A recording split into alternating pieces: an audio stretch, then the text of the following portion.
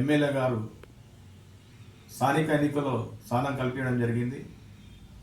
కొన్ని ఇబ్బందులు జరిగినాయి ఎమ్మెల్యే గారికి. రిజర్వేషన్ల వల్ల కొంతమంది నాయకులకు టికెట్ రాకపోవడం కూడా చాలా బాధాకరమైన విషయం. దానికి వేరే రకంగా ఎమ్మెల్యే గారు వాళ్ళకి ఎక్కడైనా పార్టీ పరంగా వాళ్ళకు కూడా స్థానం కల్పిస్తారని హామీ ఇవ్వడం జరిగింది. రేపు ముందు పెద్ద ఎత్తున మీరు కాంగ్రెస్ అభ్యర్థులు ప్రతి ఒక్క వార్డులో కాంగ్రెస్ అభ్యర్థులు గెలిపిస్తే, పెద్ద మెజారిటీతో గెలిపిస్తే ఇంకా రేపు ముఖ్యమంత్రి మన నాగపూర్ జిల్లా వాసి కాబట్టి ఇంకా అభివృద్ధి కార్యక్రమంలో నడపడానికి అవకాశం ఉంటుంది.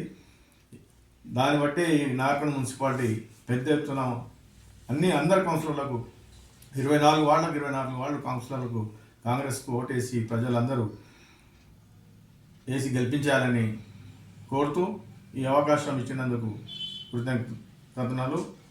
జై కాంగ్రెస్, జై కాంగ్రెస్.